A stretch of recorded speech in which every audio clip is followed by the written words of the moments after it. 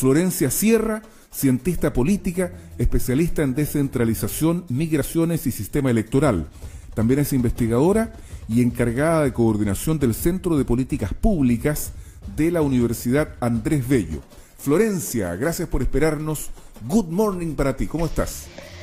Hola Álvaro, hola Joyce, buenos días, muchas gracias por la invitación. No, al contrario, gracias a ti por aceptarla. Nos gustaría, Florencia, que pudiésemos analizar, o más bien que tú nos pudieses explicar por qué se habla de este factor constituyente. Factor constituyente, este elector desconocido. ¿Cuál es la razón de ello? ¿Por qué aparece este factor como determinante en las próximas elecciones? Que podría incluso, dicen algunos, abrir un impensado resultado, sobre todo la elección de alcaldes y gobernadores, que es lo que en definitiva no lo tradicional, porque gobernadores nunca. No, pero es lo que tiene más directa injerencia en la cotidianidad. Escuchemos a la especialista Florencia Sierra. Miren, les cuento. Nosotros el plebiscito pasado, el 25 de octubre, tuvimos una participación histórica. Al final, yo creo que se esperaba más participación, pero dada la pandemia, claro. Tuvimos un sector de la población, sobre todo los adultos mayores, que se presentaron en menor cantidad que de costumbre, digamos, ¿cierto? Pero también tuvimos esta inversión en la que los jóvenes salieron a votar más, ¿cierto? Y es específicamente esta población la que deja de votar para las municipales o las elecciones locales, en el fondo. Y era la misma población que siempre iba a la baja en las votaciones generales también. O sea, la de presidente teníamos baja participación juvenil y efectivamente para el plebiscito esta población salió a votar, ¿cierto? Ahora vamos a elegir los constituyentes y al final tiene directa relación con esto, en el fondo.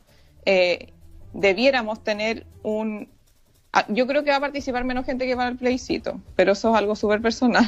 Sí. Pero de todas formas va a participar más gente que el común de las elecciones locales. O sea, haber juntado las elecciones, a mi juicio es algo bueno, porque vamos a tener una participación más grande de lo que veníamos viendo en las últimas elecciones locales, que al final tenemos un protagonismo de los alcaldes que hace tiempo no habíamos visto. En la pandemia fueron grandes opinantes sobre lo que estaba sucediendo, y además la población les tiene una credibilidad mucho más grande que al final a los políticos más centrales, digamos. O sea, lo que estamos viendo acá es que la elección de convencionales constituyentes atrae a un votante que regularmente no estaba participando de las elecciones tradicionales. Y eso es así, ¿verdad? Por ejemplo, en la región del Biobío, si uno compara los datos que hay respecto de las municipales 2016 y del plebiscito del 2020, votaron 130.428 personas más, lo que es bastante, porque es más o menos un tercio de aumento respecto de lo que había participado la vez anterior. ¿A quién crees tú que podría favorecer, Florencia Sierra, este votante desconocido? ¿A los incumbentes, es decir, aquellos que van a la reelección, o a las personas que se presentan por primera vez, es decir, los que están disputando, por ejemplo, las alcaldías o las gobernaciones regionales respecto de lo que llamemos los políticos tradicionales? ¿Por dónde va tu mirada? Mira, yo creo dos cosas. Uno, que vamos a tener efectivamente incumbentes que a lo mejor tenían la cancha un poquito más segura en escenarios anteriores. ¿Por qué? Porque el votante no cambiaba mucho, ¿cierto? Ahora tenemos este factor de incertidumbre que además tiende a ser un poco más fuera del sistema, ¿cierto? O sea, las grandes marchas que tuvimos y el plebiscito se dieron en torno a que la clase política histórica que tenemos no estaba satisfaciendo las necesidades de nuestro electorado, ¿cierto? Entonces ahí tenemos un factor de incertidumbre. Y por otro lado, tenemos que en el fondo es la gente joven la que va a votar, ¿cierto? Ahí tenemos incertidumbre. Y por otro, tenemos que, en el fondo, las candidaturas a constituyentes son las que se están tomando el protagonismo. Normalmente se lo toman la de alcaldes porque los concejales vienen como en segunda, ¿cierto? Ahora, la de constituyente probablemente tiene más financiamiento, por ejemplo. Claro. Entonces, la alcalde viene a ser como la segunda. Como que pierde protagonismo en el fondo la elección Exacto. del alcalde respecto de los constitucionalistas. En este sentido, Florencia, disculpe, pero surge la pregunta, porque hablamos de un elector nuevo, un elector desconocido. ¿Existe la forma de perfilar? ¿Será este un elector de qué edades más o menos se estima que es el grueso de este electorado que se sumó en el plebiscito de octubre y que podría sumarse eventualmente ahora en abril? Estamos hablando de gente de qué edades en promedio. Yo creo que los que recién se incorporan al padrón, que son la gente de 18 años, pero yo creo que llega hasta los 29, 30. Estamos hablando de gente que definitivamente es nacida después del año 88, que es el último gran plebiscito previo a este de la Constitución de octubre.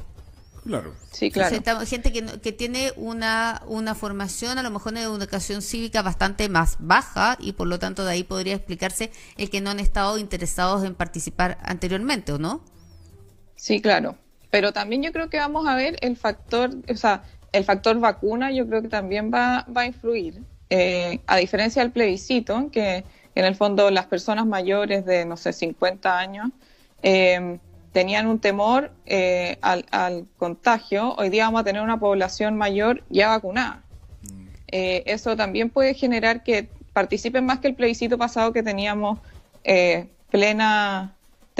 a la pandemia en pleno y sin ningún resguardo más que en el fondo las medidas que uno tomara en el fondo. Estamos conversando con Florencia Serra, ella es cientista política y la verdad que queremos de la Universidad Andrés Bello, del Centro de Políticas Públicas de la Universidad Andrés Bello. Florencia, la última inquietud, por lo menos de parte mía, no existe en la encuestología, no sé cómo se llamará esa disciplina, ¿cierto? Pero en las encuestas no es posible determinar hacia dónde se inclina la votación de este factor constituyente. Eso está digamos, en un área rara, no se puede predecir.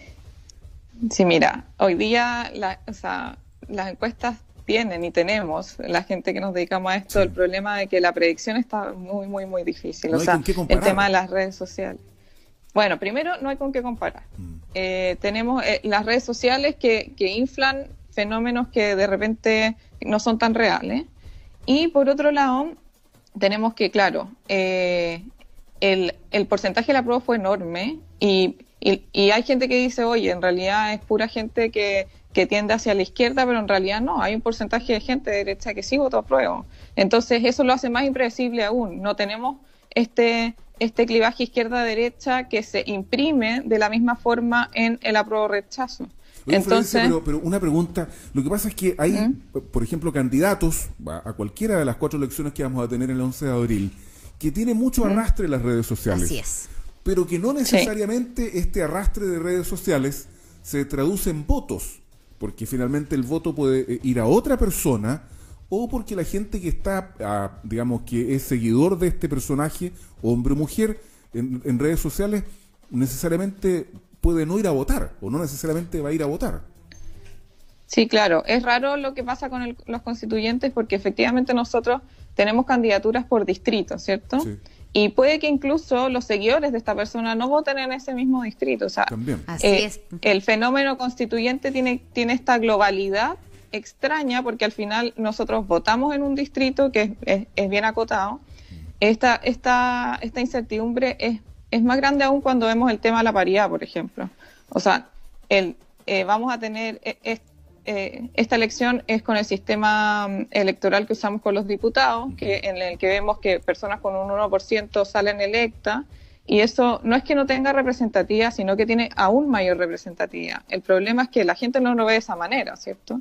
Cuando vemos que candidatos que tienen más votos que otros no entran, esto genera como... Es poco intuitivo, ¿cierto? Hoy día con la paridad vamos a verlo aún más, porque en el fondo de repente vamos a tener un tercer lugar que va a entrar y un segundo que no. Entonces le genera aún mayor incertidumbre. Yo creo que vamos a ver candidatos que celebran en la noche de la elección y que al final, dado el cálculo que hay que hacer y la coordinación con la paridad, no van a ganar. De veras que hay un yo nuevo creo elemento. Sí está la paridad también en la constituyente. Eso va a ser interesante, sí. Sí, hay un factor que no está considerado. Oye, o que no se nota tanto. Yo creo que fíjate que ese elemento que está agregando Florencia Serra hace todavía más necesario que la elección se divida. Si no, va a ser muy raro para el sistema chileno que no se sepa el ganador probablemente el mismo día. Yo creo que es de sentido común, pareciera, no sé qué piensas tú, Florencia, de esto de que la elección sea a lo menos en 2 jornadas distintas.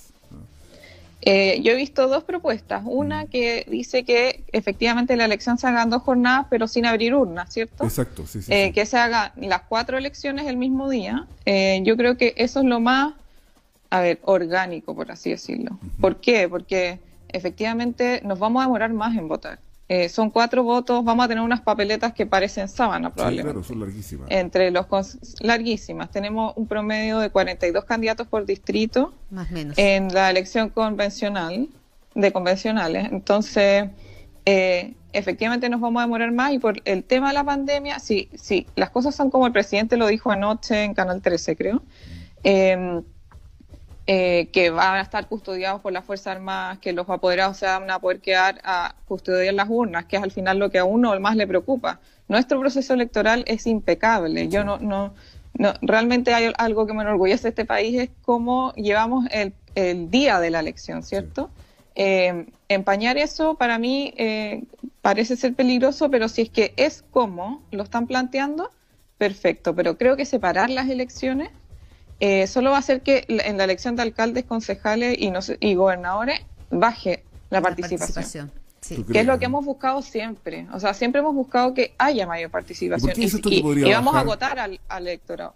¿Por qué dices tú que podría bajar la participación si se separan los días?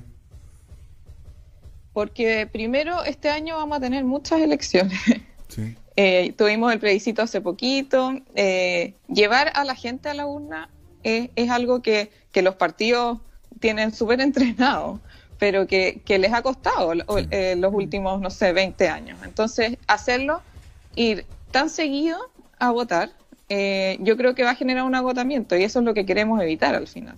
Queremos que la elección constituyente arrastre a que la gente vote por alcaldes y al final no queremos alcaldes que tengan un 20% de su electorado, queremos alcaldes que tengan el 50 o más. Entonces creo que ese arrastre es bueno, a pesar de que contamine un poco, efectivamente, pero que tengamos la costumbre de ir a votar es algo que debiéramos inculcar en nuestra población. Florencia Serra, cientista política, especialista en descentralización, migraciones y sistema electoral, investigadora y encargada de coordinación del Centro de Políticas Públicas de la Universidad Andrés Bello. Muchas gracias por esta interesante conversación y ojalá que también hagas de este programa la buena costumbre de empezar el día hablando de nuestros temas, viéndonos y escuchándonos a partir de las 7 de la mañana. Muchas gracias a ustedes por la invitación. Gracias. Que estés muy bien. Que estés muy bien tú también. Gracias.